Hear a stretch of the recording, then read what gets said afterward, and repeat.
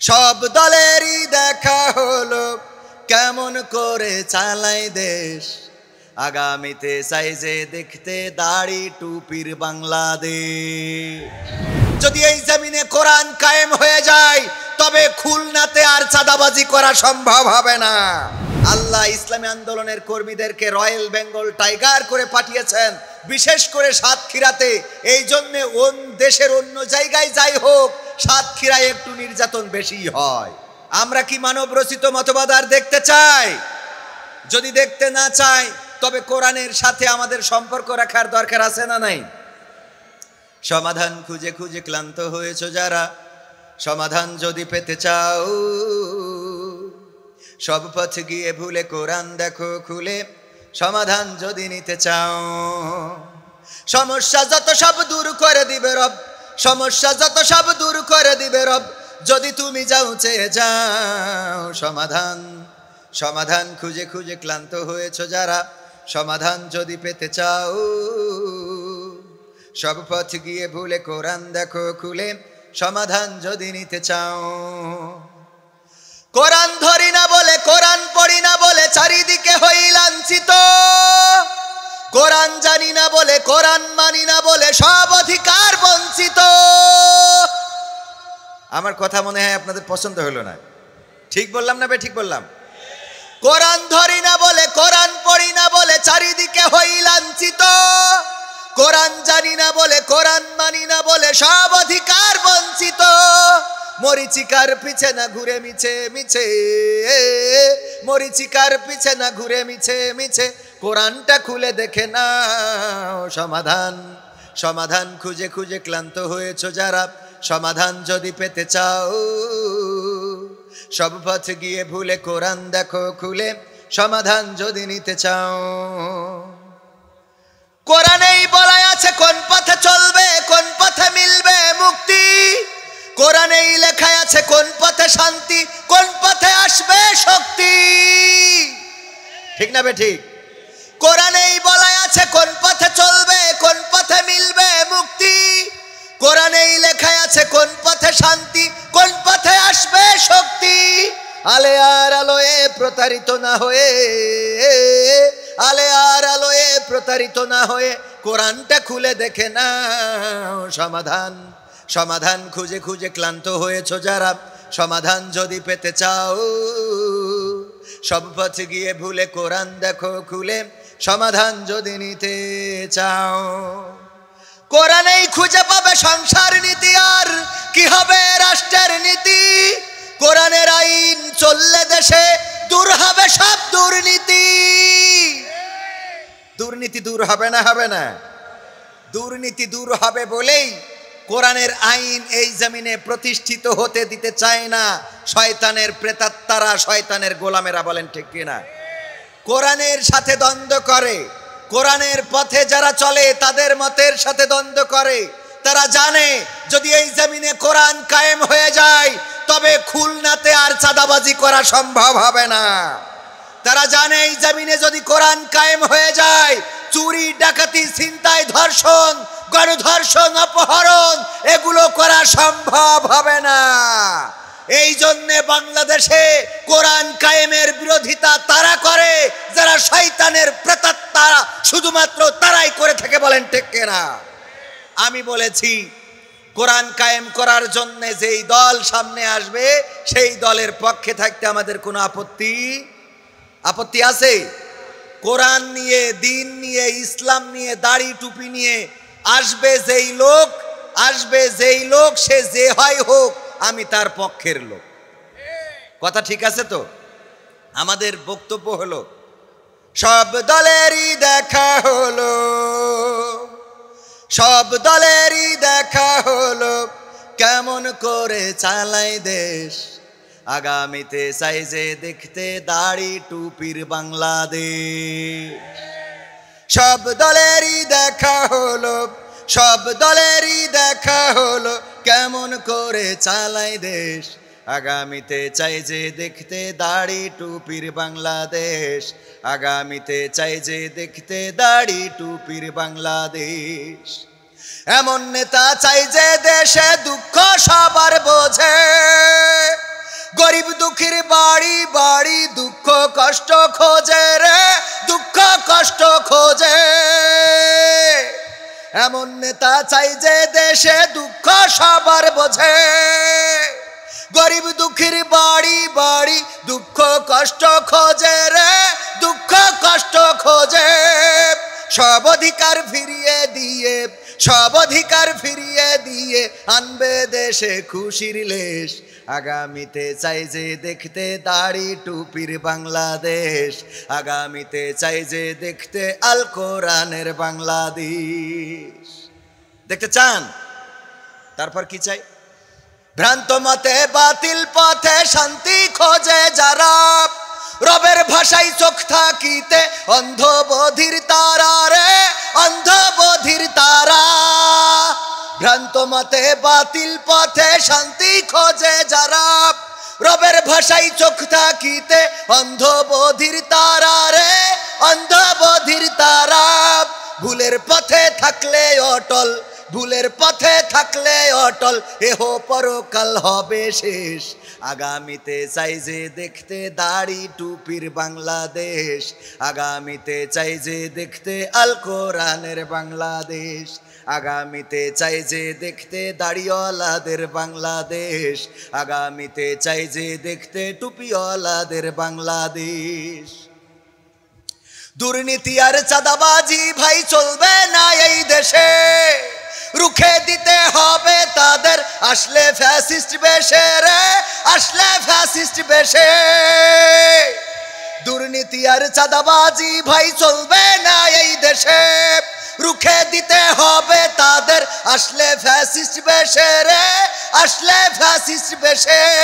চললে আইন আল কোরআনের, চললে আইন আল কোরআনের, তবেই দেশটা চলবে বেশ। আগামীতে চাই যে দেখতে দাড়ি টুপির বাংলাদেশ, আগামীতে চাই যে দেখতে আল কোরআনের বাংলাদেশ। সব দলেরই দেখা হলো, সব দলেরই দেখা হলো কেমন করে চালায় দেশ। আগামীতে চাই যে দেখতে দাড়িওয়ালাদের বাংলাদেশ, আগামীতে চাই যে দেখতে টুপিওয়ালাদের বাংলাদেশ, আগামীতে চাই যে দেখতে আল কোরআনের বাংলাদেশ। একমত কি আছেন? কারা কারা একমত একটু দেখতে চায়? লিল্লাহি তাকবীর। আল কোরআনের আলো, আল হাদিসের আলো, আল কোরআনের আলো, সংসদে জালো, নারায়ে তাকবীর। আল্লাহর আইন যদি কায়েম দেখতে হয়, আল্লাহর জমিনে আল্লাহর দিন যদি প্রতিষ্ঠিত দেখতে হয়, তাহলে কোরআনের কাছে নিজেদের আসার দরকার আছে না নাই? কোরআনের আইন নিজেরা মানার দরকার আছে না নাই? আল্লাহ রাসূলের আদর্শ যদি বাস্তবায়ন করতে হয়, রবিউল আউয়াল মাস, সিরাতুন নবী আর মিলাদুন নবী নিয়ে দ্বন্দ্ব আছে না নাই? সিরাতুন নবী মিলাদুন নবী নিয়ে শুধু দ্বন্দ্ব আছে, এখানেই শেষ নয়। আপনারা দেখেছেন গোয়ালন্দে যে ঘটনা ঘটে গেল, রাজবাড়ি গোয়ালন্দে এমন একটা নেক্কারজনক ঘটনা ঘটে গেল। ধিক্কার জানাই তাদেরকে যারা ওই লাশটা তুলে নিয়ে আগুন দিয়ে পুড়িয়েছে। ইসলাম এটা কি সমর্থন করে? ইসলাম এটা সমর্থন করে না। উগ্রবাদীদের কোনো ঠাঁই বাংলার জমিনে হবে? ষড়যন্ত্র আছে না নাই?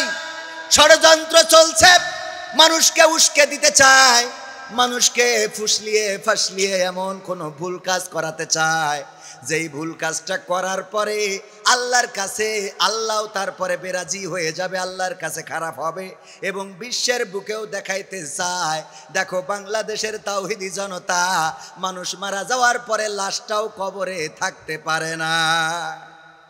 এই ষড়যন্ত্র করেছে না করে নাই? রাজবাড়িতে যেটা হয়েছে কোনো ইসলামী আন্দোলনের কর্মীরা করে নাই। আমি দেখেছি যারা এই কাজ করেছে জিন্সের প্যান্ট পরা আর ইনস্ট্যান্ট পাঞ্জাবি গায়ে দেয়া। যেই ব্যক্তিটা মারা গিয়েছে সে নিজেকে ইমাম মাহদি দাবি করেছে, বলেন নাউজুবিল্লাহ। সে তার কবরটা মক্কার আদলে তৈরি করেছে, সে তার কবরের পাশে নাকি তাওয়াফ করতে বলেছে। সে তার কবরে উঁচু বেদি তৈরি করেছে। যাই করুক না কেন এইগুলো ভেঙে দেয়া যেতে পারে, এইগুলো মাটির সাথে মিশিয়ে দেয়া যেতে পারে। এই কাজগুলো বন্ধ করার জন্যে আইন প্রশাসন তাদের কাছে জানানো যেতে পারে, গতানুগতিকভাবে আন্দোলনও করা যেতে পারে, কিন্তু কোনো ব্যক্তির লাশ কবর থেকে তুলে নিয়ে পুরানোর ইখতিয়ার আল্লাহ রাব্বুল আলামিন এবং তার নবী আমাদের শরীয়তে দেয় নাই। দিয়েছে নাকি? সুতরাং এমন খারাপ কাজ কি করা যাবে? যারা করেছে, অন্যায় করেছে, অপরাধ করেছে, যেই মানুষটা মারা গেল আল্লাহর কাছে চলে গেল, তার হিসাব নেওয়ার জন্য আল্লাহ যথেষ্ট। বেঁচে থাকতে তাকে কন্ট্রোল করতে পারেন নাই, বেঁচে থাকতে তার কার্যক্রমে বাধা দিতে পারেন নাই, বেঁচে থাকতে তার ওই ভণ্ডের দরবার উঠিয়ে দিতে পারেন নাই। মারা যাওয়ার পরে লাশটারে পুড়াইলেন, যেটা ইসলাম সমর্থন করে না। এমন আবেগী মুসলমান হওয়া যাবে? কথা কয় না, হওয়া যাবে? যদি ইসলামী আন্দোলনের সাথে সম্পর্ক রাখতে চান, যদি কোরআনের সাথে সম্পর্ক রাখতে চান, তাহলে আগে নিজে নামাজি হওয়ার দরকার আছে না নাই? আল্লাহ রাসূলের আদর্শ অনুসরণ যদি করতে চান, সিরাতুন নবী আর মিলাদুন নবী নিয়ে মারামারি করে কোনো লাভ নাই। আল্লাহর নবী সাল্লাল্লাহু আলাইহি ওয়াসাল্লাম ইন্তেকালের সময় বারবার হুঁশ হারান, আবার হুঁশ ফিরে পান, ঘটনা সবার জানা আছে। যেহেতু সিরাতের মাস, আল্লাহর নবীর জন্ম মৃত্যুর মাস, একটু নবীর জীবনী থেকে শুধু মৃত্যুর ঘটনাটা আপনাদের স্মরণ করে দিতে চায়। আল্লাহর নবী হুঁশ হারান, আবার হুঁশ ফিরে পান। আম্মা আয়েশা রাদিয়াল্লাহু তাআলা আনহা পাশে বসা আল্লাহর নবীর হুঁশ ফেরার পরে বললেন, ওগো আয়েশা, মসজিদে নববীতে নামাজ হচ্ছে নাকি? আম্মা আয়েশা রাদিয়াল্লাহু তাআলা আনহা বললেন, ওগো নবী, আপনি হুঁশ হারাচ্ছেন আবার হুঁশ ফিরে পাচ্ছেন, এই জন্যে আমার বাবার ইমামতিতে আপনার সাহাবীরা নামাজে দাঁড়িয়ে গিয়েছে, নামাজের ওয়াক্ত বুঝি চলে যায়, এই জন্যে নামাজে দাঁড়িয়ে গিয়েছে। আল্লাহর নবী বললেন, আমাকে একটু উঠাও, সোজা করে বসাও, আর আমার মুখটা মসজিদের নববীর দিকে করে দাও। মসজিদে নববীর দিকে আল্লাহর নবীর মুখটা করে দেয়া হলো। আল্লাহর নবী মসজিদে নববীর দিকে অপলক দৃষ্টিতে তাকিয়ে আছেন, আর চোখ থেকে পানি ঝরে পড়তেছে। আল্লাহর নবীকে আম্মা আয়েশা রাদিয়াল্লাহু তাআলা আনহা বললেন, ওগো বিশ্ব নবী, ওগো আখিরি জামানার পয়গম্বর, আমি বুঝতে পেরেছি আপনি বুঝি কষ্ট পেয়েছেন যেই মসজিদে নববীতে আপনি ইমামতি করেন।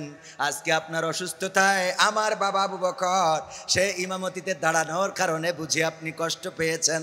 আল্লাহর নবী বললেন, কেন আয়েশা, তোমার এমন মনে হলো কেন? এমন কথা তুমি কেন বললে? আম্মা আয়েশা রাদিয়াল্লাহু তাআলা আনহা বললেন, আপনার চোখের পানি আমার এটা ভাবালো, মসজিদ নববীর দিকে অপলক দৃষ্টিতে তাকানো আর চোখ থেকে পানি ঝরে পড়ে।